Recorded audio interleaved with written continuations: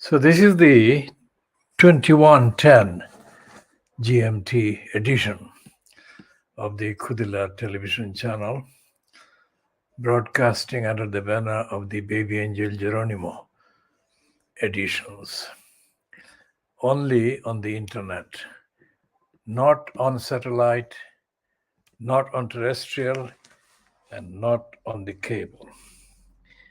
Now, one of the two allegedly highest circulation print tabloids in Britain, The Sun, owned and controlled by the dirty digger Murdoch, and the platform for the arch-racist Piers Morgan, leads the heading front page today saying that Harry Windsor says, "We never called royals racist." Now that may be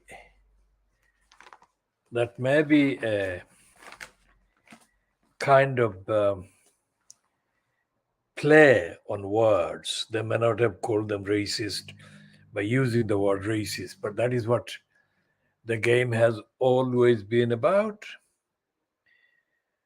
That the breach between the two children of Diana and the triangular breach between them and King Brian has always been about the prejudice and denial and racism. Now, as soon as Meghan entered the scene, racism took over, and it wouldn't stop until and unless Meghan was removed from the scene as an equal party, as a wife or as a girlfriend of the prince. That has been the case. So the Sun is not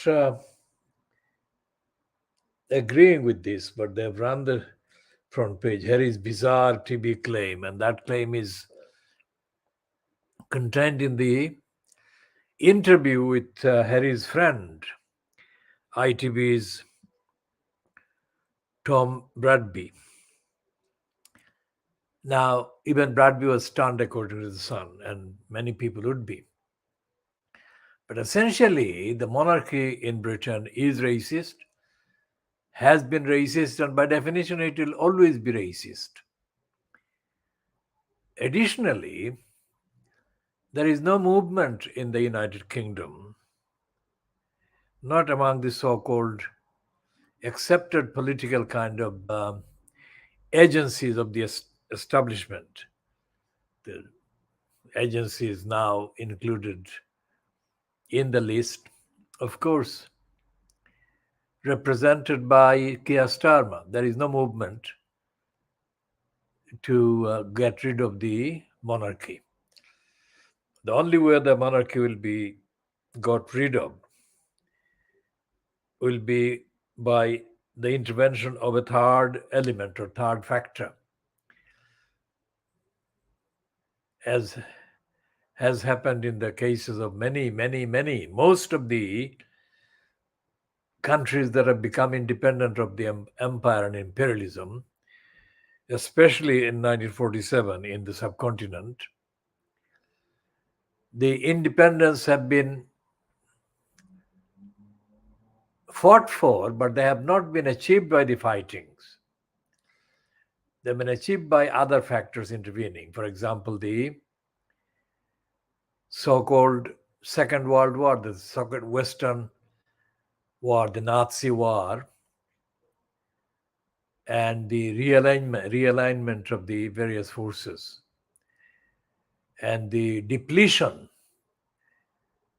in the state resources, and the losses of millions of people in Europe. Those factors actually influenced the decision for the British to withdraw from the empire, the colonialism in India, the subcontinent, which is now Pakistan, Bangladesh, and India. Had the actual independence war continued, it would have taken longer, and it would have resulted in much more losses of lives. The reason why there is such a confusion in the subcontinent and the reference to the Hakiki Azadi by the Pakistan Tehreek-e-Insaf fronted by Imran Khan. The reason why there is even a call for a true independence is related to the events of August 1947. They were not really decisive in terms of what independence would deliver. That is what we have been talking about for the last 4 years.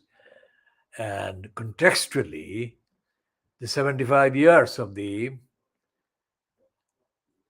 subcontinent's life has to be examined by examining what independence was intended to be about and what has been actually delivered and what should be delivered.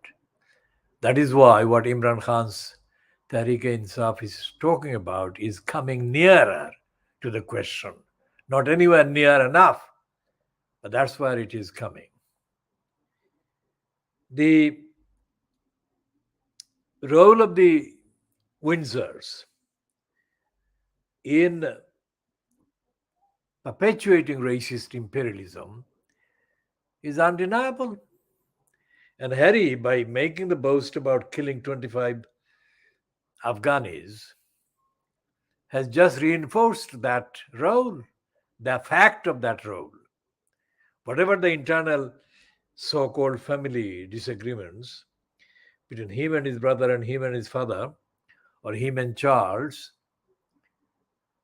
there is no room for any doubt that Harry has been a racist and has been committing racist murders. Would he have boasted that freely if the Afghanis were Europeans and the so called theater of the imperialist attack were somewhere in Western Europe? That is doubtful. He would not have been saying the things that he has said so far, at least as reported. And the reaction to his boast about murdering the 25 Afghanis has been racist reaction. That has not been about the human rights of the Afghanis or the war crimes component that actually Harry has now embroiled himself in public. The reaction has been about why has he made the facts known? That is the reaction.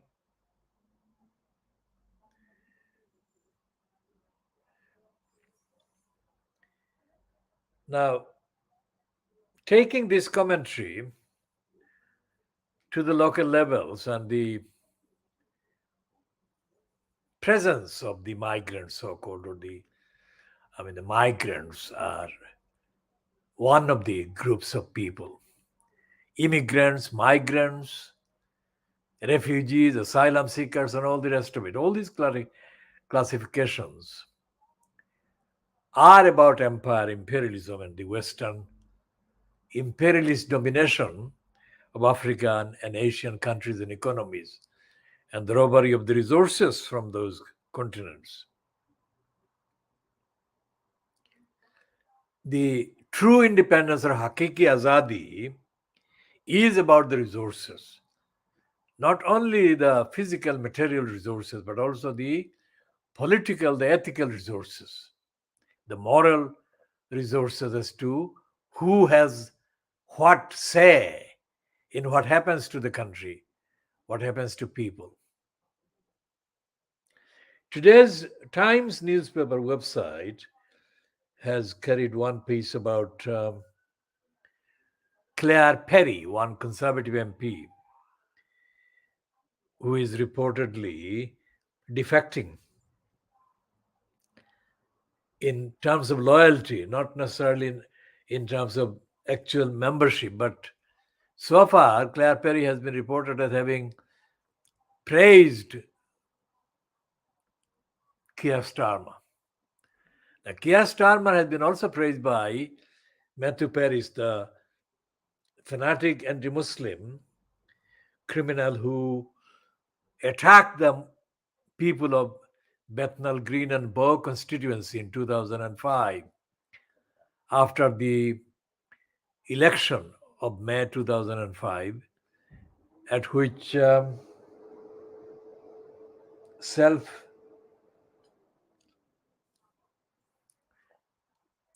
admitted and self-described anti-Muslim Una King she had boasted just before the election that she was proud of her decision not to support the Palestinians, and the voters had the option to get rid of her. But when the actual campaign got underway, the arch anti-Muslim titles like the Daily Telegraph carried fantasy pieces from areas in the Bethnal Green and Bow constituency describing that Una King was being harassed by Muslims and Muslim young youths, and she was feeling unsafe in parts of the constituency where she was not feeling safe to canvass for the votes. That was a contradiction because the Telegraph and others would have supported her boast that she was entitled to not vote support the Muslims in the context of Palestine, but then they complained when the Muslims in the constituency decided not to support her or endorse her. And so, therefore, what happens internationally, because of the imperialist connection and imperialist kind of continuation of the imperialistic relationship, the parts of the UK where significant electoral kind of presence exists from people coming from the subcontinent or Africa, the empire is being replayed every single day. It is not brazenly replayed, but it is replayed every single day in every single decision. So when the racists in Fleet Street promoted Roxana Fiaz in Newham as the Labour Party's alternative candidate to Robin Wales at the 2018 mayoral election, they promoted her based on the assumption that she was another kind of anti-Islamic Muslim woman. She was, of course, officially recruited as one of the 18 or 19 Muslim women saboteurs who were recruited by Gordon Brown's regime to undermine the Muslim aspect of the electorates and the communities across the UK. So Roxana Fiaz was one of the Muslim saboteurs that the anti-Muslim Labour Party leadership recruited. And she was given the OBE as a part of the recognition that she was not a marked Muslim woman. She was labeled a Muslim woman, but she was marked as a kind of more labor and more feminist in an anti-Islamic way. So when they promoted Roxana Fiaz, they did that in the knowledge that she was of Muslim background, and they included the fact that she was the daughter of a Pakistani bus driver. But they did that in the safe knowledge that she would be safe. Although Muslim, she would be safe like Sajid Javid or Sadiq Khan. What are they afraid of about Islam and Muslims? That goes to the heart of the thing. And the phrase, heart of what we do, Roxana Fiaz started by inserting that. At the heart of everything we do, people. Of course, when she said that, she had no idea that people like Lillian John Baptiste, a Caribbean background woman who was found dead after 2 years after she died in Newham. So these glaring, brazen violations of human rights by a regime fronted by a Muslim labeled woman raise the question as to what it is that she was supposed to be bringing into the equation. Because they promoted her as a Muslim woman, first Muslim woman, and the daughter of a Pakistani bus driver. None of those things should matter when it comes to the consideration of the actual contract that the local council has to deliver services to the people. It's an ethical contract, it's a moral contract, it's a widely assumed democratic contract. But Roxana Fiaz has not been delivering what she should have been delivering. And as Imran Khan says about the message of Muslims contained in the character of Muslims, not in the ability to fight, physically fight or suppress people that they kind of meet in the countries that they appear in, which is what he said. He said that Muslims arrived in the Southeast Asian countries like Malaysia or Indonesia. And those countries were not Muslim populated before.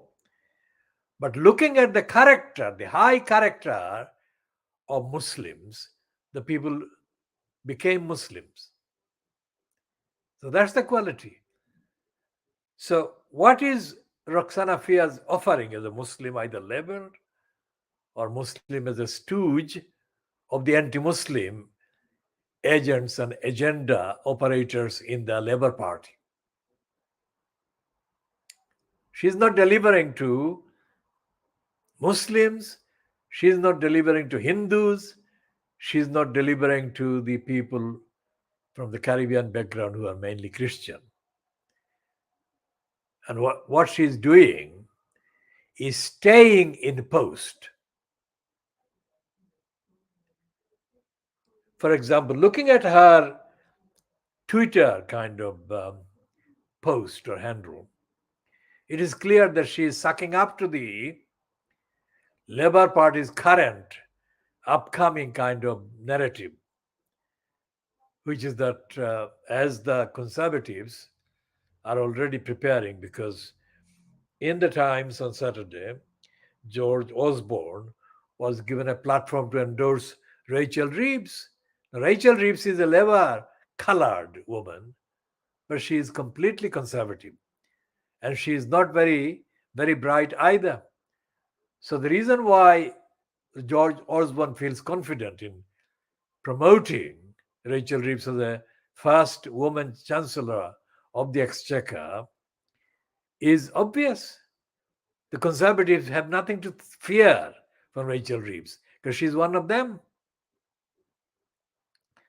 So if Claire Perry has shown a kind of support for Starmer's agenda, it's more than compensated for the Conservatives by the presence of the likes of Rachel Reeves, who is in essential descriptions a supporter of the conservative narrative and conservative agenda. When Tony Blair was being promoted, he was being promoted because of his potential to deliver conservative, racist, imperialist, warmongering agenda, which is what he delivered.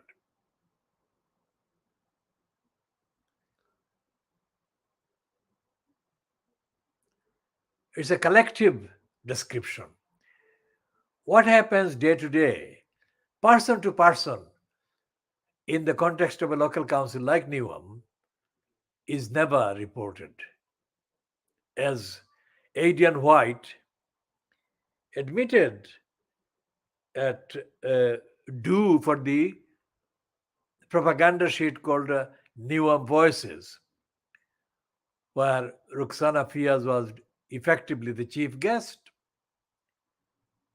that he, Adrian White, didn't think that Newham Voices should carry or run or contain reports about grim events happening in Newham. So here is a real Socialist Workers' Party, SWP man, NUJ, National Union of Journalists left-wing man, admitting that in Newham, one of the worst run local councils in all of England, people may suffer. People may even end up like Lillian John Baptiste did.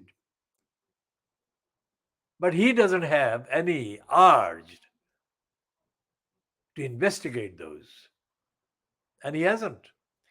Although the fact that Lillian John Baptiste was found 2 years after she died was reported in the Neom Voices in October 2022, I think.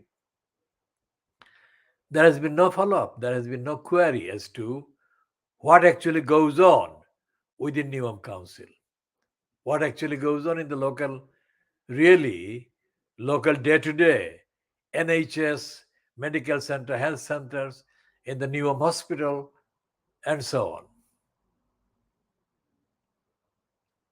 So, under the big collective headlines, the ordinary individuals, Neom is one of the most deprived, or Neom population is one of the most deprived in all of the UK. But that deprivation is only obvious to those who suffer the deprivation, not to the kind of public platform, not in the public way.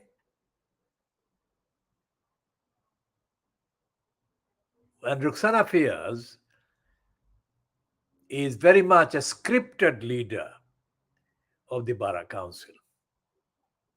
Without a script, she comes across void, with emptiness.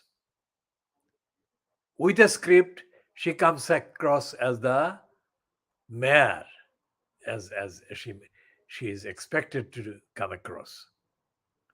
And in between, there are elected councillors who are elected and in post, drawing allowances, but that's it. Otherwise, politically, democratically, they don't exist. They are dead. They are living mummies. Unlike the dead mummy of Lillian John Baptiste, these are living mummies, walking dead, denying democracy and drawing the salaries, allowances at the expense of democracy, expense of accountability, expense of service.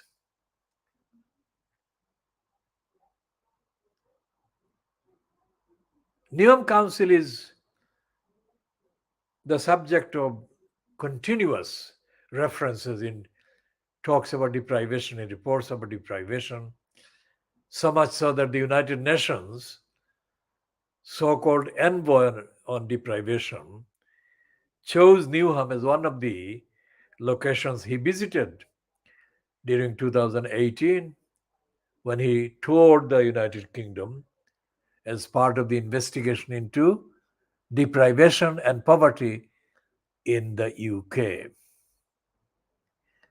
But his report was not truthful.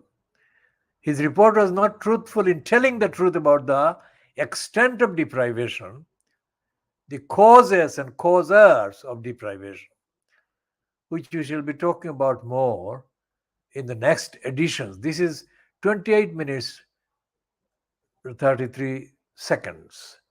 We are ending this particular edition at this point.